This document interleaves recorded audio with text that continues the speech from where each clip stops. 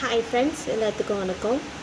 இன்றைக்கி பார்த்தீங்கன்னா சிபிஐ விசாரணைக்கு உச்சநீதிமன்றம் உத்தரவு கொடுத்துருக்குது. ஸோ அது ரொம்ப ரொம்ப நல்ல விஷயம். ஏன்னா அப்போ தான் உண்மைகள் எல்லாம் வெளியில் வரும்.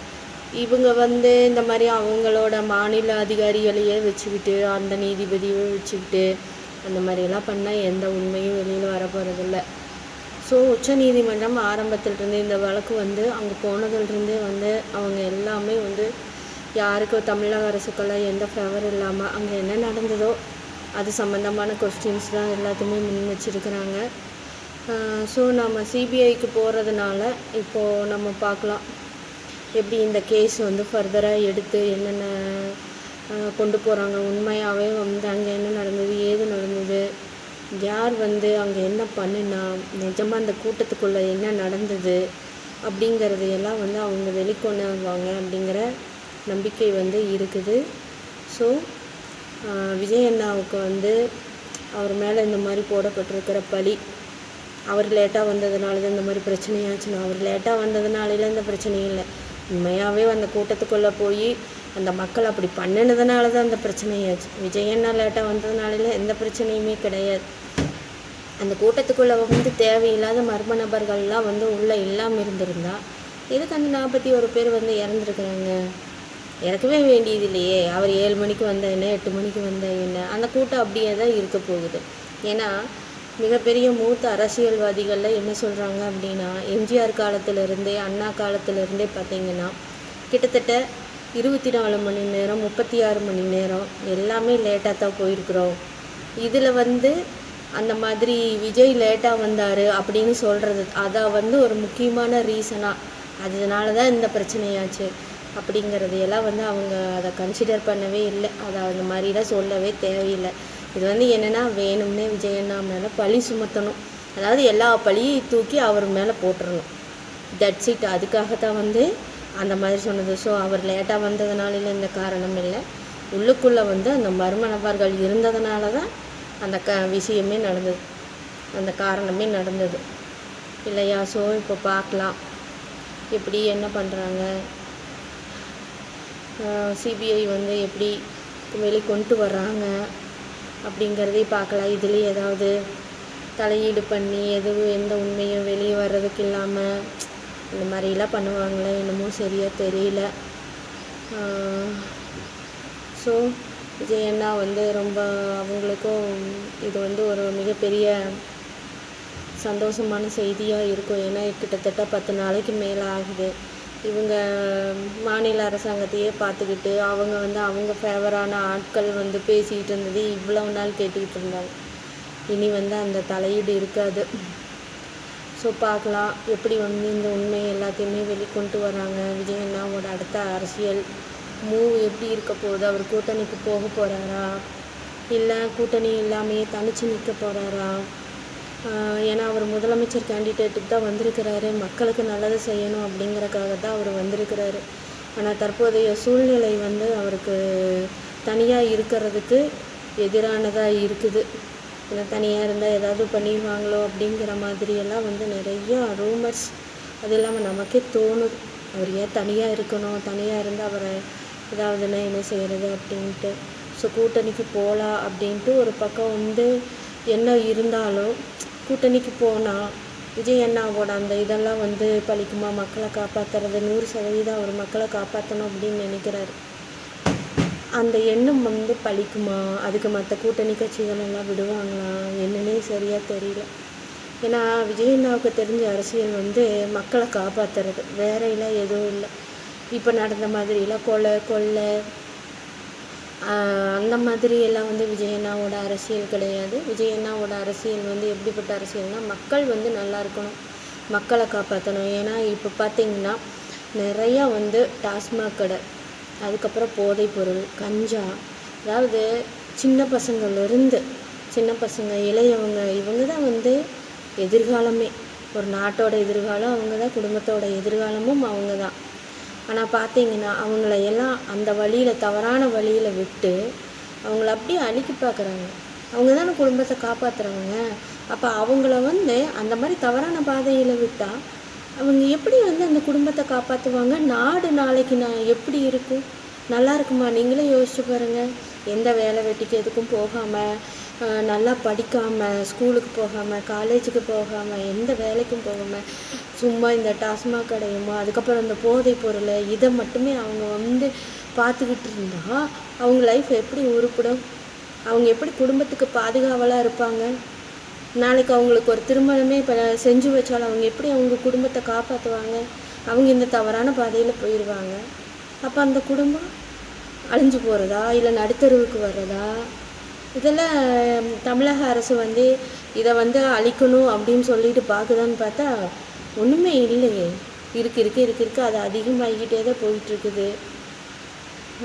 ஸோ இதெல்லாம் வந்து தடுத்து நிறுத்தி எல்லாம் நல்வழிப்படுத்தணும். அதுதான் ரொம்ப ரொம்ப முக்கியம். சின்ன பசங்களையும் இளைஞர்களையும் தவறான பாதைக்கு போகாமல் தடுத்து நிறுத்தணும். இந்த மாதிரி கெட்ட பழக்க வழக்கங்களையெல்லாம் அடியோடு அழிக்கணும். அதுதான் வந்து ரொம்ப முக்கியம். ஸோ அதை யார் செய்வாங்களோ, அதை யார் செய்யலான்னு நினைக்கிறாங்களோ நாம் அவங்க பின்னாடி போகலாம். அவ்வளவுதான். நீங்கள் வந்து கட்சி சம்மந்தமாக நீங்கள் பார்த்துக்கிட்டு இருந்தீங்கன்னா ஒன்றுமே பண்ண முடியாது. இப்போ அப்படி பார்க்க போனால் எங்கள் ஃபேமிலியும் தான் வந்து ஃபுல் அண்ட் ஃபுல் ஏடிஎம்கே. அதாவது எப்போ வந்து எம்ஜிஆர் ரெட்டலை அப்படின்னு சொல்லி கொண்டு வந்தாரோ அப்போ இருந்து இன்னைய வரைக்கும், இப்போ போன 5 வருஷத்துக்கு முன்னாடி எலெக்ஷன் வந்த வரைக்கும் நாங்கள் போட்ட ஓட்டு எல்லாமே ஏடிஎம்கே தான். இப்போ பார்த்தீங்கன்னா எம்ஜிஆர் வந்து எப்போ வந்து ரெட்டலை ஆரம்பித்தாரோ அப்போ இருந்து எங்கள் ஃபேமிலி ஃபுல்லாகவே வந்து ஏடிஎம்கே தான். இது வரைக்குமே ஓட்டு ஏடிஎம்கேக்கு தான் போட்டிருக்குது. ஸோ அதுக்காகவெல்லாம் வந்து விஜயண்ணா மேலே என்ன பழி போட்டாலும் அதெல்லாம் வந்து ஏற்றுக்க முடியாதுங்க. என்ன உண்மையோ அதைத்தான் ஏற்றுக்க முடியுமே தவிர சும்மா விஜயண்ணா வந்து லேட்டாக வந்துட்டார், அவர் தான் கொண்டுட்டார் அப்படின்னு சில பேரெல்லாம் வந்து ரொம்ப மட்டமாக பேசுகிறாங்க. அதாவது அவங்களோட ஃபீல்டில் இருக்கிறவங்களே, சினி ஃபீல்டில் இருக்கிறவங்களே என்ன உண்மை ஏது உண்மைங்கிறது தெரியுது எல்லாத்துக்கும். தெரிஞ்சுக்கிட்டு வேணும்னு வந்து பழி போடணுங்கிறக்காக சில பேர் ஒரு 4-5 பேர் வந்து ரொம்ப மட்டமாக, அதே மாதிரி ஊடகங்கள் அதே மாதிரி தான் ஒரு சிலரெல்லாம் வந்து காசு வாங்கிக்கிட்டு இது எப்படி உங்களால் அப்படி கண்ணியமே இல்லாமல் நடந்துக்க முடியுது சொல்லுங்கள்? உங்கள் வீட்டில் இப்படி இருந்தால் நீங்கள் இப்படி தான் பேசுவீங்களா? எவன் கொண்டானா அவனுக்கு தான் சப்போர்ட் பண்ணிட்டு நீங்கள் பேசுவீங்களா? சொல்லுங்கள். கொஞ்சம் கூட ஒரு மனிதாபிமானம் வேண்டாம், ஒரு மனசாட்சி, ஒரு மனிதாபிமானம் வேண்டாம். தயவு செஞ்சு ஒரு மனுஷனாக பேசி பழகுங்க. என்னமோ காசு கொடுக்குறாங்க இல்லைன்னா நான் சப்போர்ட் பண்ணுறேன், அவங்களத்தான் எனக்கு பிடிச்சிருக்குது, எனக்கு விஜயை சுத்தமாகவே எனக்கு பிடிக்கல, ஏன்னா உங்களுக்கு பிடிக்கல அப்படிங்கிறக்காகவெல்லாம் வந்து தேவையில்லாமல் தரங்கிட்டு போய் தரமே இல்லாமல் தராதரம் எதுவுமே இல்லாமல் உங்களோட மதிப்பு மரியாதை எல்லாத்தையும் குறைச்சிக்கிட்டு கேவலமாக பேசாதீங்க. என்ன நீங்கள் என்ன நினச்சிட்டு பேசிகிட்டு இருக்கிறீங்க? நம்ம ஆட்சினா நம்ம பக்கம் இருக்குது, அதனால் நாம் வந்து இந்த மாதிரி எல்லாம் வேணாம் பேசலாம் அப்படின்னு பேசுகிறீங்களா? ஆண்டவனோட ஆட்சின்னு மேலே ஒன்று இருக்குது தெரியுமா? மேலே இருக்குது தெரியுமா? அவன் எல்லாரையும் பார்த்துக்கிட்டே தான் இருக்கிறான், யார் யார் என்னென்ன பேசுகிறாங்க அப்படிங்கிறத ஆண்டவன் ஒருத்தர் பார்த்துக்கிட்டே தான் இருக்கிறான். நாளைக்கு வந்து அவங்க கேள்வி கேட்பாங்க. இன்றைக்கி வந்து பொய், பிராடு, பித்தலாட்டை இதுதான் அப்படியே ஒசந்ததாக இருந்ததுனால அதுதான் என்றைக்குமே இருக்குதுன்னு நினச்சிக்காதீங்க. எல்லாமே சில காலம்தான். ஏன்னா இதுக்கு முன்னாடி இருந்த காலமில் எவ்வளவு நல்ல காலம், எப்படியெல்லாம் நல்லபடியாக வாழ்ந்தோம். இந்த மாதிரி ஒரு கேவலமான காலத்தில் நம்ம என்றைக்காவது வாழ்ந்துருக்கிறோமா? இல்லை. அதுவே மாறும்போது இந்த கேவலமான காலம் மாறாது. நாளைக்கு ஆண்டவனோட ஆட்சி வந்து கேள்வி கேட்டால் நீங்களே என்ன ஆவீங்க? உங்கள் பணம் வந்து காப்பாற்றுமா? உங்கள் கட்சி வந்து காப்பாற்றுமா? உங்கள் பதவி வந்து காப்பாற்றுமா? இல்லை உங்கள் வாய் திறமை இருக்குதுன்னு சொல்லிட்டு நீங்களாம் பேசுகிறீங்களே அதெல்லாம் வந்து உங்களை காப்பாற்றுமா? எதுவுமே காப்பாற்றாது. என்ன நீ ஒன்றுமே இல்லாமல் இருந்தீன்னா கூட உண்மை என்னமோ அதை மட்டும் நீ பேசிகிட்டு இருந்து பாரு. என்ன உண்மை வந்து உன்னை காப்பாற்றும். ஆனால் அதையெல்லாம் விட்டுட்டு சும்மா பொய், பிராடு, பித்தலாட்டம் இதெல்லாம் பேசிகிட்டு இருக்காதீங்க. என்ன மனுஷங்கக்கிட்ட இருந்து தப்பலாம், ஆனால் ஆண்டவங்கிட்ட இருந்து தப்பவே முடியாது. யாரும் தப்ப முடியாது. நீங்கள் எப்பேற்பட்ட பெரிய ஆளாக இருந்தாலும் சரி, எவ்வளோ வாய் சவடால் விடுறவங்களாக இருந்தாலும் சரி, எவ்வளோ ஒரு கொம்பனாக இருந்தாலும் சரி, என்ன எவ்வளோ பெரிய கோடீஸ்வர பணக்கார என்னவாக இருந்தாலும் சரி, பட்டம் பதவி எதுவாக இருந்தாலும் சரி, அதெல்லாம் பேர் புகழ் எதுவுமே உங்களை காப்பாற்றாது. உண்மை இருக்குதா உங்ககிட்ட? உண்மையை நீங்கள் பேசுகிறீங்களா? நேர்மையாக நடந்துக்கிறீங்களா? நீங்கள் வேறு கட்சியாக கூட இருங்க, நான் வேண்டான்னு சொல்லலை. ஆனால் நீ உண்மையாக இருக்கிறியா? ஒரு விஷயம் நடந்திருக்குது, அதில் நீ எவ்வளோ தூரம் உண்மையாக இருக்கிற, எவ்வளோ தூரம் உண்மையாக நீ பேசுகிற, அதைத்தான் ஆண்டவன் பாப்பானே தவிர நீ எவ்வளவு கோடிக்கணக்கில் பணம் வச்சுருக்கிற, உனக்கு எவ்வளோ வாய்ஸ் அவடால் இருக்குது, நீ எவ்வளவுலாம் அப்படியே மறைச்சி மறைச்சி மாற்றி மாற்றி பேசிக்கிட்டு இருக்கிற, இதெல்லாம் எதுவுமே காப்பாற்றாது உங்களை. என்ன எல்லாத்துக்கும் சொல்கிறேன், நான் எல்லாத்துக்குமே சொல்கிறேன். பொதுமக்களாக இருக்கட்டும், இல்லை அரசனாக இருக்கட்டும், ஆண்டியாக இருக்கட்டும், யாராக வேணாலும் நீங்களே இருந்துக்குங்க. உங்கள் அத்தனை பேர்த்துக்கு நான் சொல்கிறேன், உண்மை என்னமோ நேர்மை அதுபடி வாழ்ந்து பழகுங்க, சரியா? இப்போ நம்ம என்ன வேணாலும் தப்பு பண்ணுறோம், நம்ம அப்படியே போயிட்டே இருக்கிறோம் அப்படின்னாவே நீங்கள் நினச்சிக்கோங்க, கண்டிப்பாக உங்களுக்கு இருக்குது அப்படின்னு நினச்சிக்கோங்க. ஒரு சின்ன தப்பு பண்ணனாலும் உங்களுக்கு தண்டனை கிடச்சிடணும். அதுதான் சரியான வாழ்க்கை. நீங்கள் சரியாக போயிட்டுருக்கிறீங்க நீங்கள் உங்கள் வாழ்க்கையில். ஏன்னா ஆண்டவன் உங்களை காப்பாற்றி விட்டுக்கிட்டே இருக்கிறான். ஆனால் நமக்கு 1000 தப்பு பண்ணுறோம், நமக்கு எதுவுமே நடக்கலை, நம்ம ஜாலியாக இருக்கிறோம் அப்படின்னாவே நீங்கள் நினச்சிக்கோங்க, அவன் முடிக்க போகிறான்னு அர்த்தம். என்ன, அவன் ஒரேடியாக போட்டு தள்ள போகிறான்னு அர்த்தம். இதுதான் உண்மை. ஆண்டவனோட அகராதி இதுதான். ஏன்னா நீங்கள் நினைக்கிற மாதிரியெல்லாம் பொய் பிராடு பித்தலாட்டமெல்லாம் கிடையவே கிடையாது. ஒரு 10 நாள் 12 நாள் போட்டு அடிச்சிட்டிங்க இல்லையா? என்ன, அவன் எப்படி மாற்றோன்னா அப்படி மாற்றி விட்டுட்டு போயிட்டே இருப்பான். இப்போ விஜய் அண்ணா கூட யாருமே இல்லைன்னு நீங்கள் நினச்சிக்கிட்டு தானே இந்த மாதிரிலாம் பண்ணிட்டீங்க. ஆனால் அவரு கூட ஆண்டவனே இருக்கிறான். அதை ஒரு நாள் உங்களுக்கு புரியும். என்ன, ஒரு நாள் அவன் உங்களுக்கு உணர்த்துவான், டேய் நீ என்னடா பெரிய பிக்காளி, நான் இருக்கிறேன்டா கூட அவன் கூட அப்படின்னு சொல்லி ஒரு நாள் உங்களுக்கு உணர்த்துவான். என்ன, அன்னைக்கெல்லாம் நீங்களாம் என்ன ஆக போகிறீங்கன்னு எனக்கு தெரியல. அதுதான் உண்மை. என்ன, அதனால் யாராக இருந்தாலும் சரி சொல்கிறேன், உண்மை என்னமோ அதை பேசிட்டு போங்க. இல்லை உண்மை உங்களால் பேசவே முடியாதா, வாயை முடிக்கிங்க, நல்லது. ஏன்னா வாய் தான் எல்லாரையுமே அழிக்கிறது, புரியுதா? வாய்ப்பழம். அதை நல்லா தான் பேசிகிட்டு இருக்கிற வரைக்கும், குறைவாக பேசிகிட்டு இருக்கிற வரைக்கும் ஒன்றும் பிரச்சனை இல்லை, சரியா? அமைதியாக இருக்கிற வரைக்கும் எந்த பிரச்சனையுமே இல்லை. இந்த ஆர்ப்பாட்டம் பண்ணிட்டு ஆடுறது, அடாடாடா அடிக்கிறது, அடேங்க அப்பா என்ன தினம் எத்தனை நியூஸு தினமும். இல்லை நான் கேட்குறேன், நான் அப்படி வேலை வெட்டி இல்லையா அரசியலில் உங்களுக்கெல்லாம்? மக்களுக்கு நல்லது பண்ணலான்னு தான் நீங்கள் வந்தீங்க. தினம் பேட்டி கொடுக்கறது, தினம் யாரையாவது பேசுறது, அது கண்டபடி பேசுறது, நீ நானும் மதிப்பு மரியாதை எல்லாம் பேசுறது. இல்லை நீங்களாம் மனுஷங்க தானே, வேறையில் யாரும் இல்லையே, வேறையில் எந்த பிறவியும் இல்லையே, மனுஷங்க தானே. அப்புறம் என்ன ஒருத்தருக்கு ஒருத்தர் சக மனுஷங்களுக்கு ஒரு மதிப்பு மரியாதை கொடுத்துக்கிட்டு இன்றைக்கி ஒரு பழமை பேசுறது, நாளைக்கு ஒரு பழமை பேசுறது, மாற்றி மாற்றி பேசுறது, எதுக்கு அந்த மாதிரியெல்லாம் பண்ணிக்கிட்டு இருக்கிறீங்க நீங்கள்லாம்? உங்களுக்கெல்லாம் வேறு பொழப்பே இல்லையா? இந்த மக்களுக்கு எதுவுமே செய்கிறதுக்கு இல்லையா? எல்லாமே செஞ்சு முடிச்சிட்டிங்களா? 100% மக்களுக்கு எல்லாமே செஞ்சு முடிச்சிட்டிங்க. மக்கள் அப்படி 100% எல்லாம் நல்லா இருக்காங்க. ஒரு அடிப்படை தேவை இருக்குதா அவங்களுக்கு? உணவு, உடை, இருப்பிடம்னு சொல்லிட்டு ஒரு அடிப்படை தேவைன்னு சொல்லி சின்ன வயசில் எல்லோரும் படிச்சிருப்பீங்கள்ல, அதை எல்லா மக்களுக்குமே கொடுத்துட்டிங்களா? நீங்கள் தமிழ்நாட்டு மக்கள் எல்லாத்துக்கும் 100% கொடுத்துட்டிங்களா? உங்களுக்கு சும்மா இந்த பேட்டி கொடுக்கறது, அப்புறம் மேடை ஓட்டுக்கிட்டு கண்டபடி பேசுறது, இதுதான் உங்களுக்கு பொழப்பா?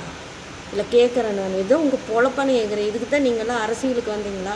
இதுக்கு தான் நீங்களாம் எங்களை ஓட்டு போடுன்னு எங்ககிட்டலாம் சொல்கிறீங்களா? எங்களையெல்லாம் பார்த்தா என்ன முட்டாள் மாதிரி தெரியுதா உங்களுக்கு? கூமுட்டைகளாட்டு தெரியுதா உங்களுக்கு பொதுமக்களை பார்த்தா? நீங்கள் என்ன வேணாலும் பேசுவீங்க. உங்களுக்கெல்லாம் நாங்கள் என்ன சிங்ச்சா போட்டுக்கிட்டு இருக்கோணுமா, ஜால்ரா போட்டுக்கிட்டு இருக்கோணுமா? உங்களுக்கெல்லாம் நீங்கள் என்ன பேசுனீங்கனாலுமே என்றைக்குமே பிடிக்குது அப்படிங்கிற வரைக்கும் தான் எல்லாமே. ஒரு மனுஷன் நியாயமாக இருக்கிறான், நேர்மையாக இருக்கிறான்னா அதுக்கு தான் மரியாதை. என்ன, அதையெல்லாம் விட்டுட்டு இந்த பொய் பிராடு பித்தலாட்டத்துக்குள்ளே போனால் அவ்வளவுதான், அவன் மரியாதையை அவனே தொலைச்சிக்கிறான். என்ன, அந்த மாதிரி தான் எல்லாருமே தொலைச்சிக்கிட்டு இருக்கிறீங்க நீங்கள். அது அரசியலாக இருக்கட்டும், சினிமாவாக இருக்கட்டும், பொதுமக்களாக இருக்கட்டும், நீங்கள் எல்லாம் தொலைச்சிக்கிட்டு இருக்கிறீங்க. உங்கள் மரியாதையை நீங்களே தான் இழந்துக்கிட்டு இருக்கிறீங்க. அதுதான் உண்மை. உங்களுக்கு விஜயை ஒரு தனி மனுஷனை உங்களுக்கு பிடிக்கல, அதுக்காக நீங்கள் என்ன வேணாலும் பேசுவீங்க. அது பொதுமக்களாகவே இருக்கட்டும். நான் கேட்குறேன், நான் உங்களுக்கு விஜயை பிடிக்கல அப்படின்னு ஒரு ஆக்டராக உங்களுக்கு ஒரு பிடிக்கல, அதுக்கு நீங்கள் என்ன வேணாலும் தரக்குறைவாக பேசுவீங்களா? நானும் பார்த்துக்கிட்டு தான் இருக்கிறேன், எல்லா சோசியல் மீடியாவிலையும் நான் பார்த்துக்கிட்டு தான் இருக்கிறேன். எவ்வளோ தூரம் தரக்குறைவாக பேச முடியுமோ அந்த ஒரு தனி மனுஷனை தரக்குறைவாக பேசிகிட்டு இருக்கிறீங்க. ஏன் உங்களை பேசுனா நீங்கள் சரின்ட்டு போயிடுவீங்களா? நீங்கள் சொல்லுங்கள் பார்க்கலாம். உங்களை தரக்குறைவாக பேசுனா நீங்கள் எந்த தப்பும் பண்ணல, எல்லா பழியும் தூக்கி உங்கள் மேலே போட்டு உங்களை கண்டபடி பேசுனா நீங்கள் சரின்றீங்களா?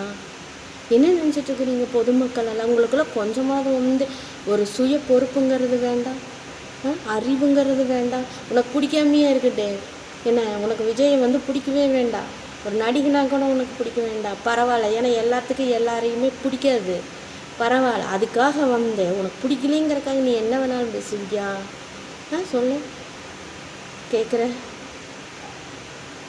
இல்லை ஒரு கட்சியில் உனக்கு இந்த கட்சி தான் பிடிக்குது அப்படிங்கிறக்காக அது என்ன தப்பு பண்ணாலும் இப்படி தலையில் தூக்கி வச்சுக்கிட்டு நீ பேசுவியா? நீ உன் வீட்டில் அப்படி நடந்ததுன்னா நீ சும்மா இருப்பியா? எப்படி பேச மாட்டேன். அங்கே நான் பற்றி ஒரு உயிர் போயிருக்குது, அந்த குடும்பமெல்லாம் எப்படி கதறிட்டு இருக்கு, அதையெல்லாம் ஜாலியாக விஜய் அண்ணாவை பார்க்க போகிறோம்னு வந்தது தானே. அதெல்லாம் எப்படியா செத்து போனா அந்த குடும்பம் எப்படி இருந்திருக்கு நினச்சி பாருங்கள். இந்த மனசு என்னென்ன பதச்சிருக்கு, யார் எங்கே இருக்கிறாங்க, இங்கே வச்சுருக்காங்க, ஒன்றுமே தெரியாமல் எப்படி இருந்திருக்கு அந்த குடும்பமெல்லாம். கொஞ்சம் கூட ஒரு மனசாட்சியே இல்லாமல், ஒரு மனிதாபிமானமே இல்லாமல், எனக்கு காசுக்காக நீங்களாம் என்ன வேணாலும் பண்ணுவீங்களா? காசுக்காக நீங்கள் என்ன வேணால் காசு கொடுத்துருந்தா நீ விஷத்தை குடிச்சு செத்துப்போ, இன்னும் தூக்கி போட்டு தொங்குங்கிறாங்க, தொங்கிடுவியா? காசுக்காக நீ உயிரை விட்டுருவியா? நீ இல்லை சொல்லு பார்க்கலாம். காசுன்னு ஏன்டா இப்படி அலையிறீங்க? கரும்பம் வர்றா, நல்லா உழைச்சி சம்பாரிச்சிட்ருக்கிறேன்டா நான். இவ்வளோ பெரிய மிஷினு, என்ன சோலார் கம்பெனியில் நான் உழைச்சி சாப்பிட்டுக்கிட்டு இருக்கிறேன். உங்களுக்குலாம் என்னடா கேடு? இப்படி கண்டபடி தப்பாக ஒரு மனுஷத்தன்மையவே இழந்துட்டு எதுக்குடா இப்படி பண்ணிகிட்டு இருக்கிறீங்க? வெக்கம் கெட்டவங்களா? அறிவுங்கிறது இல்லை. உங்கள் வீட்டுக்கு தானே போகிறீங்க, உங்கள் வீட்லேயும் எல்லாம் இருக்கிறாங்கல்ல, உசுரோடு தானே இருக்கிறாங்க, பார்க்குறீங்களா? அது மாதிரி தானே அங்கேயுமா 41 பேர். அதே மாதிரி தானே விஜயன்னா அவங்க குடும்பத்துக்கு அவங்க தேவை தானே. மக்களை காப்பாற்ற அவர் சாகணுமா? எதுக்கு உங்களையெல்லாம் எதுக்கு காப்பாற்றி வரணும்? ஃபஸ்ட்டு யார் அவங்களை காப்பாற்றுறதுக்கு சொல்லுங்கள் பார்க்கலாம். யார் எத்தனை பேர் இருக்கிறாங்க, எத்தனை நடிகைகள்லாம் இருக்கிறாங்க, யாராவது உங்களை காப்பாற்றுறதுக்கு வந்தாங்களா? இல்லை கேட்குறேன் நான். ஒருத்தர் கூட வரமாட்டாங்க. ஏன்னா நமக்கு எதுக்கு அதெல்லாம், நமக்கு எதுக்கு அந்த பொல்லாப்பு அப்படின்ட்டு போயிடுவாங்க. யாராவது ஒருத்தர் 2 பேர் தான் இந்த மாதிரி வருவாங்க. இப்படி இந்த மாதிரி கஷ்டத்தில் இருக்கிறாங்களே, நம்ம போய் காப்பாற்றலான்னு சொல்லிட்டு ஒருத்தர் 2 பேர் தான் வருவாங்க. ஆனால் அவங்களையும் இந்த மாதிரி கேவலப்படுத்துனீங்கன்னா நீங்களாம் மனுஷங்க தானா? இல்லை நான் தெரியாமல் தான் நான் கேட்குறேன், நீங்களாம் மனுஷங்க தானா? ஒரு 6 அறிவுள்ள மனுஷனாலே இந்த மாதிரி இருக்கவே முடியாது. என்ன பகுத்தறிவு இருக்கிறவன் என்றைக்குமே அவன் நல்லதாக போயிடுவாங்க. ஆனால் அந்த 6ஆம் அறிவை விட்டுட்டு ஒரு சிலதுகளாம் பண்ணுதுகளையோ சாமி, பேசுகிற பேச்சு, ஆடுற ஆட்டா, கோமாளிங்கிறது தற்குறிங்கிறதாண்டா. ஒரு கோமாளி தற்குறி அரசியலுக்கு வருவானா? வந்துட முடியுமா? முதல்ல இது வரைக்கும் 300 கோடி செலவாச்சு அப்படின்னு சொல்கிறாங்க விஜய் அண்ணாவுக்கு. அதெல்லாம் அவரோட கை காசு தானே. நீங்களாம் யாராவது கொடுத்தீங்களா அவருக்கு? அவரோட கை காசு 300 கோடி போட்டு இன்றைக்கி எல்லாத்துக்கும் அத்தனை பண்ணிட்டு யாரா பண்ணுவான்? நிதி கொண்டாம்பானுங்க. கட்சிக்கு நீ நிதி கொண்டு வந்தியா அப்படின்னு கேட்பாங்க, தெரியுமா? கொஞ்சமாவது அறிவு வேண்டாம்? இனிமேலாவது மனுஷத்தன்மையோடு இருந்து பழகுங்க. இல்லை நான் இன்னும் இப்படியே தான் நான் இருப்பேன் அப்படின்னா அதுக்கப்புறம் நீங்களாச்சும் ஆண்டாமண்ணாச்சு, அவ்வளவுதான். ஏன்னா ஸ்ட்ரெயிட்டாக அங்கே தான் போகும். விஜய் அண்ணாவை பற்றி நீங்களாம் என்னென்ன தப்புன்னு தவறமாக பேசுகிறீங்களோ அது ஸ்ட்ரெயிட்டாக மேலே தான். ஏன்னா வேறு எங்கேயும் போகாது. ஏன்னா அவருக்கு இங்கே யாரும் கிடையாது, யார் எந்த சப்போர்ட்டும் இல்லை, மக்கள் சப்போர்ட்டும் மட்டும். அதுலேயும் ஒரு குறிப்பிட்ட பேர், அதுலேயும் மற்ற கட்சிக்காரங்க சில கட்சிக்காரங்கெல்லாம் கொடுக்கறதும் இல்லை, ஒன்றும் இல்லை. ஸோ ஸ்ட்ரெயிட்டாக மேலே தான். அதனால் நீங்கள் அங்கேருந்து என்ன வருதோ அதை அனுபவிச்சுக்குங்க. இல்லை என்ன வேணாலும் பேசுவேன் அப்படின்னா அனுபவி. இன்னும் யார் வேண்டாண்ணா, சரியா? அதனால் எல்லாம் அடக்க ஒடுக்கமாக இருந்து பழகுங்க. வாயை அடக்க ஒடுக்கமாக வச்சுக்குங்க. உண்மையாக பேசுங்க. பேச முடியலைன்னா அமைதியாக இருக்கும். அவ்வளோதான். எது நல்லதோ அதை பாருங்கள். சரியா?